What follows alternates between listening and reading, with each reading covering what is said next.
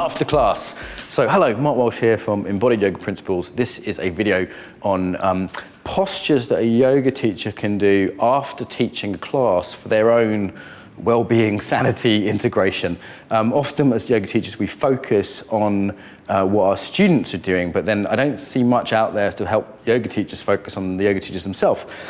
So, why might you need this? Well, for me, after class, first of all, I can be quite tired. It can be an intense process. I might just need to do like a little bit of letting go postures, one of the ones we use a lot. If you wouldn't mind, so letting go posture. A nice way to just let go of the class, whether it was good or bad or indifferent, whether you made mistakes or it was the best class ever, neither of those are going to be great to carry into the day. So being able to let go of that and say, okay, never mind, it was what it was. I might do a more restorative pose, like my feet against the wall, or I might do on my back with the feet against the wall, or a child's pose, that kind of going into myself, or privacy posture. Having been very out there in the group, it can be really nice to come in, and child's pose is another nice one for this. That kind of sense of sort of surrendering to however it is and coming back into oneself. Yeah.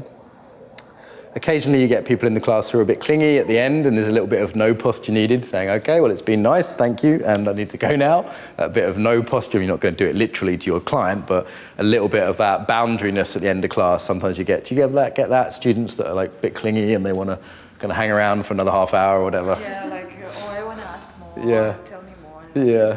Can we chat or something? Yeah, I always give people a few minutes just if I need to refer them on, or if they've got something private they want to tell me, but then after 5-10 minutes it's like, okay, I need to have a life now. So there's a bit of no posture there sometimes. Any others for ending class or after class? Self-care, a bit of self-love. That's a nice posture for afterwards. Yeah. To me it's like often I've been giving, and it might be about receiving, like what can I receive tonight? Like getting a good meal or having a bath or coming back to myself after giving. Mm-hmm. Any others? You like to do at the end of a class? Rest posture is a good one, isn't it? I mean, just before you run out, I know a lot of my yoga teacher friends in London, they're teaching 4 or 5 classes a day. They're just running around London. And what you've usually got is a bit of, hopefully, if it's a decent studio, got a 15 minutes changeover. Yeah. And even just to rest, even if the other class is coming in, is to lie down, have a little rest, do something restorative. That's one of my favorite ones, a bit like active rest. You can use a block here, obviously, instead of hands. And have like a few minutes, even if it's just Shavasana or active rest pose, to integrate. There's a lot of psychological stuff happening in a class.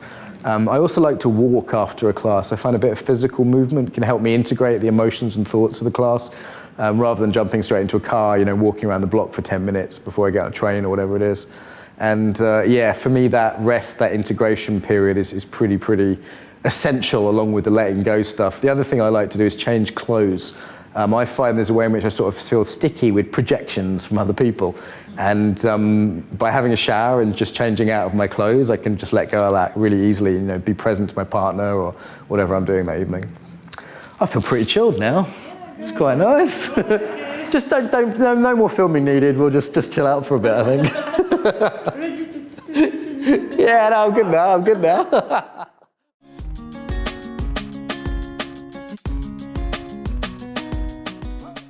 So I hope you enjoyed that video. If you did, you can subscribe to the channel, hit the bell. More importantly, however, get the newsletter. So the newsletter you do, is that right? In the box here? Okay. So why you would want the newsletter, so you hear about the best videos, so you actually ask me questions, you can reply to the newsletter, I'll reply. You can hear about events, teacher trainings, other things that are happening, and stay in touch more reliably. So newsletter there.